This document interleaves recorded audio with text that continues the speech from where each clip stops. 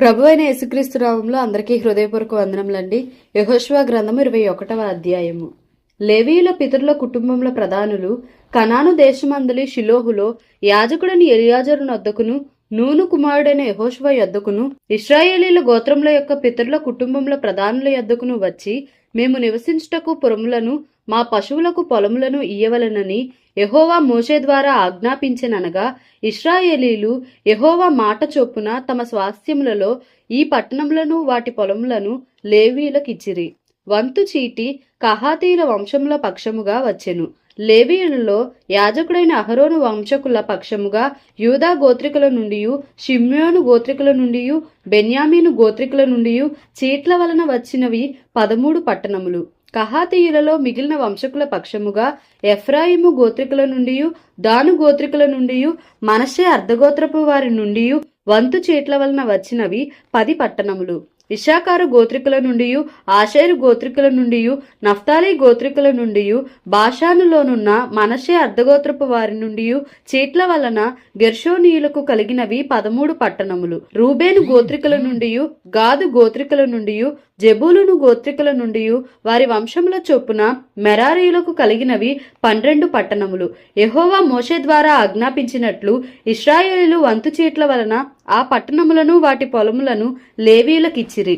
వారు యూదా వంశస్థుల గోత్రములోను, షిమ్యోనీయుల గోత్రములోను చెప్పబడిన పేర్లు గల ఈ పట్టణములను ఇచ్చిరి.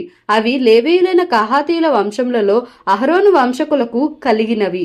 ఏలయనగా మొదట చేతికి వచ్చిన వంతు చీటి వారిది.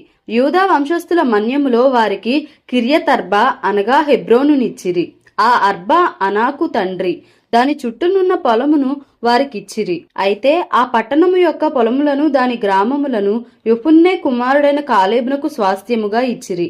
యాజకుడైన అహరోను సంతానపు వారికి వారు నరహంతకునికి ఆశ్రయ పట్టణమైన హెబ్రోనును దాని పొలమును, లిబ్నాను దాని పొలమును, యత్తీరును దాని పొలమును, ఎస్టెమోయను దాని పొలమును, హోలోనును దాని పొలమును, దెబీరును దాని పొలమును, ఆయినిని దాని పొలమును, యుట్టయును దాని పొలమును, బేత్షెమెషును దాని పొలమును అనగా ఆ 2 గోత్రముల వారి నుండి 9 పట్టణములను ఇచ్చిరి.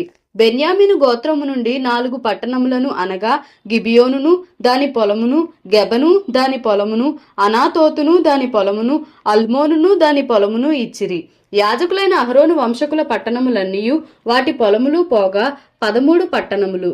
కహాతీల వంశపు వారైన లేవీయులకు అనగా కహాతు సంబంధులలో మిగిలిన వారికి వంతు చేట్ల వలన కలిగిన పట్టణములు ఎఫ్రాయిము గోత్రము నుండి వారికి ఇయ్యబడెను.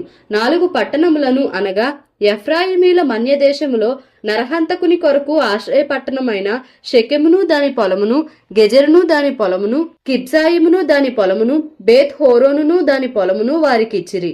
దాను గోత్రికుల నుండి 4 పట్టణములను అనగా ఎల్తెకేను దాని పొలమును, గిబ్బెతోనును దాని పొలమును, అయ్యాలోనును దాని పొలమును, గత్రిమ్మోనును దాని పొలమును వారికిచ్చిరి. 2 పట్టణములను అనగా మనష్షే అర్ధగోత్రికుల నుండి తానాకును దాని పొలమును, గత్రిమ్మోనును దాని పొలమును ఇచ్చిరి. వాటి పొలములు గాక కహాతు సంబంధులలో మిగిలిన వారికి కలిగిన పట్టణములన్నీ 10. లేవీల వంశములలో గెర్షోనీయులకు 2 పట్టణములను అనగా నరహంతకుని కొరకు ఆశ్రయ పట్టణమగు బాషానులోని గోలానును దాని పొలమును, బేస్టరాను దాని పొలమును ఇచ్చిరి. ఇశ్శాఖారు గోత్రికుల నుండి 4 పట్టణములను అనగా కిష్యోనును దాని పొలమును, దాబెరతును దాని పొలమును, యర్మూతును దాని పొలమును, ఏన్ గన్నీమును దాని పొలమును ఇచ్చిరి. ఆషేరు గోత్రికుల నుండి 4 పట్టణములను అనగా మిషయ్యలును దాని పొలమును, అబ్దోనును దాని పొలమును, హెల్కతును దాని పొలమును, రెహోబును దాని పొలమును ఇచ్చిరి. నఫ్తాలి గోత్రికుల నుండి 3 పట్టణములను అనగా నరహంతకుని కొరకు ఆశ్రయ పట్టణమగు గలిలయలోని కెదెషును దాని పొలమును, హమ్మోద్దోరును దాని పొలమును, కర్తానును దాని పొలమును ఇచ్చిరి. వారి వంశముల చొప్పున గెర్షోనీయుల పట్టణములన్నీ వాటి పొలములుగాక 13 పట్టణములు. లేవీయులలో మిగిలిన మెరారీల వంశములకు జెబూలును గోత్రముల నుండి 4 పట్టణములను అనగా యొక్నెయామును దాని పొలమును, కర్తాను దాని పొలమును, దిమ్నాను దాని పొలమును, నహలాలును దాని పొలమును ఇచ్చిరి. రూబేను గోత్రికుల నుండి 4 పట్టణములను అనగా బేసెరును దాని పొలమును, యాహసును దాని పొలమును, కెదెమోతును దాని పొలమును, మేఫాతును దాని పొలమును ఇచ్చిరి. గాదు గోత్రికుల నుండి 4 పట్టణములను అనగా నరహంతకుని కొరకు ఆశ్రయ పట్టణమగు గిలాదులోని రామోతును దాని పొలమును, మహనయీమును దాని పొలమును, హెష్బోనును దాని పొలమును, యాజెరును దాని పొలమును ఇచ్చిరి. వారి వారి వంశంల చొప్పున అనగా లేవీయుల మిగిలిన వంశంల చొప్పున అవన్నీయు మెరారీయులకు కలిగిన పట్టణములు. వంతు చీటి వలన వారికి కలిగిన పట్టణములు 12. ఇశ్రాయేలీల స్వాస్థ్యములో వాటి పల్లెలు గాక లేవీల పట్టణములన్నీయు 48. ఆ పట్టణములన్నిటికీ పొలములుండెను. ఆ పట్టణములన్నీయు అట్లే ఉండెను. యెహోవా ప్రమాణము చేసి వారి పితరులకిచ్చేదనని చెప్పిన దేశమంతయు ఆయన ఇశ్రాయేళ్లకు అప్పగించెను. వారు దాని స్వాధీనపరచుకొని దానిలో నివసించిరి. యెహోవా వారి పితరులతో ప్రమాణము చేసిన వాటన్నిటి ప్రకారము అన్ని దిక్కులయందు వారికి విశ్రాంతి కలుగజేసెను. యెహోవా వారి శత్రువులనందరినీ వారి చేతికి అప్పగించి ఉండెను గనుక వారిలో నొకడును ఇశ్రాయేలు ఎదుట నిలవలేకపోయెను. యెహోవా ఇశ్రాయేలుకు సెలవిచ్చిన మాటలన్నిటిలో ఏదియూ తప్పి ఉండలేదు, అంతయు నెరవేరెను. యెహోషువ గ్రంథము 22వ అధ్యాయము. యెహోషువ రూబేనీయులను, గాదీయులను, మనష్షే అర్ధగోత్రపు వారిని పిలిపించి వారితో ఇట్లనెను: యెహోవా సేవకుడైన మోషే మీకు ఆజ్ఞాపించినదంతయు మీరు చేసి ఉన్నారు, మరియు నేను మీకు ఆజ్ఞాపించిన వాటన్నిటి విషయములో నా మాట వినియున్నారు. బహుదినముల నుండి నేటి వరకు మీరు మీ సహోదరులను విడువక మీ దేవుడైన యెహోవా ఆజ్ఞను అనుసరించి నడిచియున్నారు.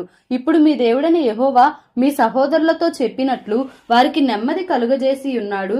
కాబట్టి మీరిప్పుడు యెహోవా సేవకుడైన మోషే యోర్దాను అవతల మీకు స్వాస్థ్యముగా ఇచ్చిన దేశములో మీ నివాసములకు తిరిగి వెళ్ళుడి.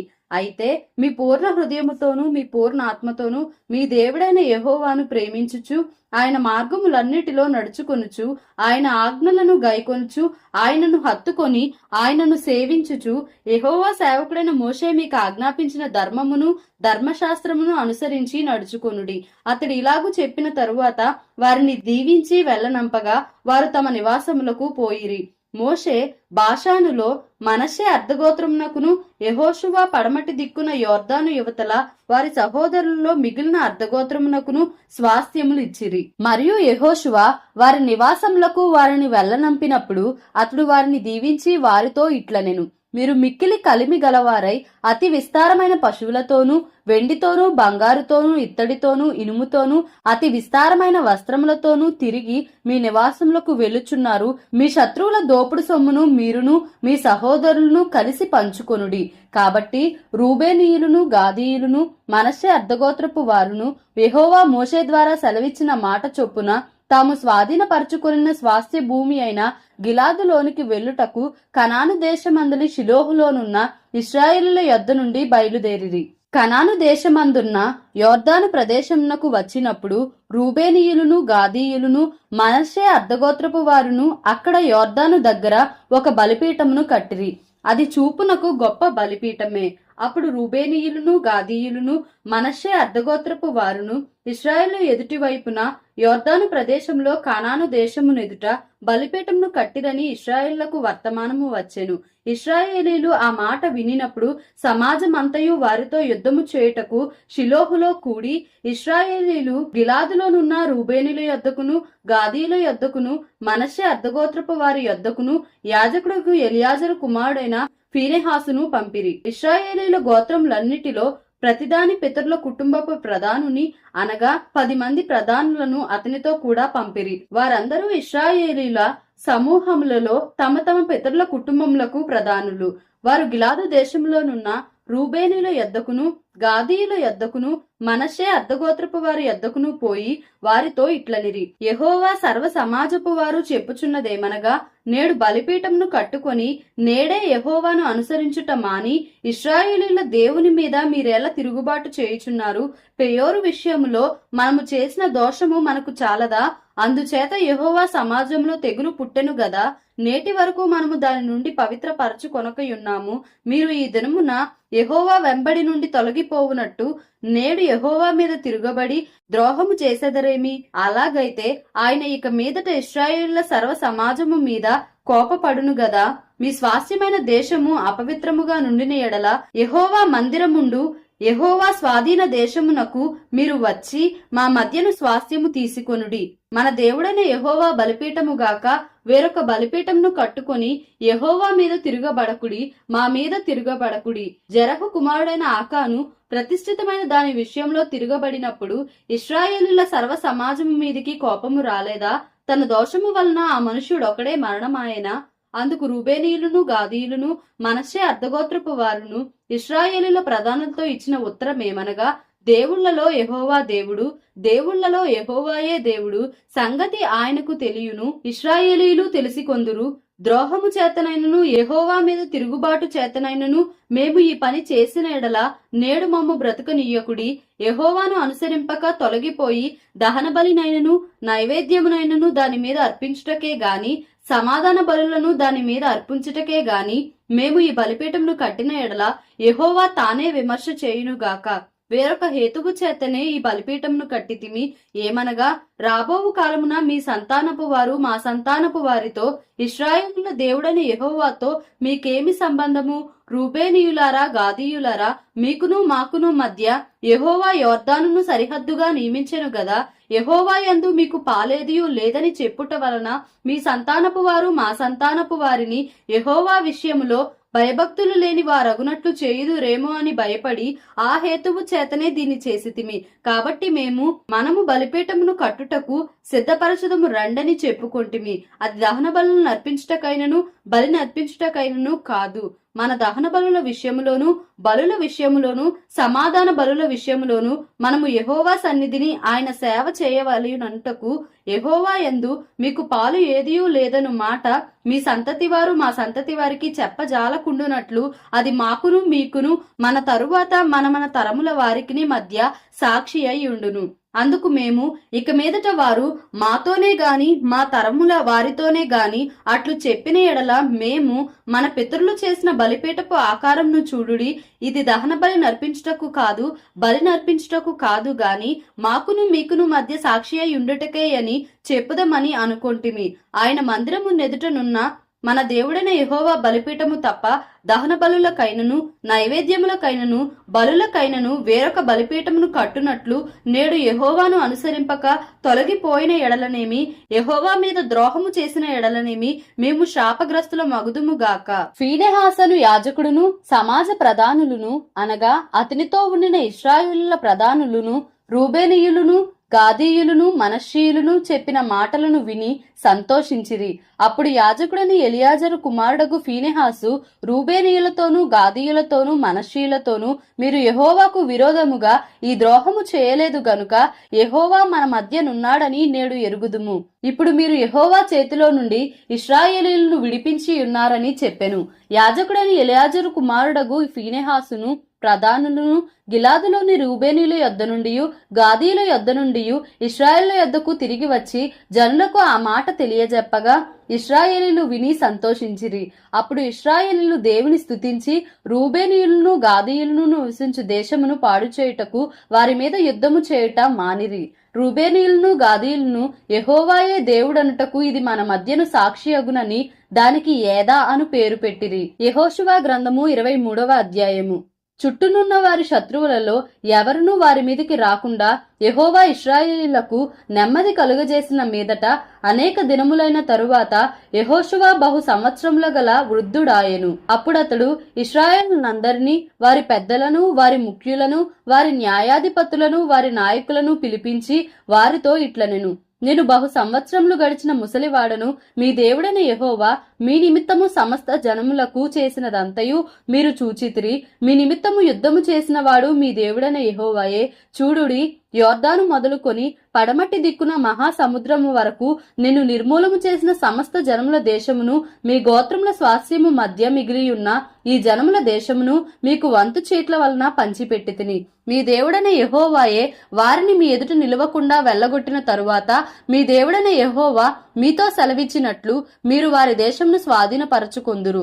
కాబట్టి మీరు మోషే ధర్మశాస్త్ర గ్రంథంలో వ్రాయబడినదంతటినీ గైకొని అనుసరించుటకు మనస్సు దృఢము చేసుకొని హత్తుకొని ఎడమకు గాని కుడికి గాని దాని నుండి తొలగిపోక మీ యొద్ద మిగిలియున్న ఈ జనుల సహవాసము చేయక వారి దేవతల పేళ్లను ఎత్తక వాటి తోడని ప్రమాణము చేయక వాటిని పూజింపక వాటిని నమస్కరింపక మీరు నేటి వరకు చేసినట్లు మీ దేవుడైన యెహోవాను హత్తుకొని ఉండవలెను.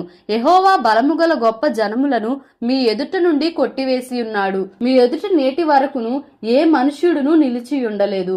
మీ దేవుడైన యెహోవా మీకిచ్చిన మాట చొప్పున తానే మీ కొరకు యుద్ధము చేయువాడు గనుక మీలో ఒకడు 1000 మందిని తరుమును. కాబట్టి మీరు బహు జాగ్రత్త పడి మీ దేవుడైన యెహోవాను ప్రేమింపవలెను.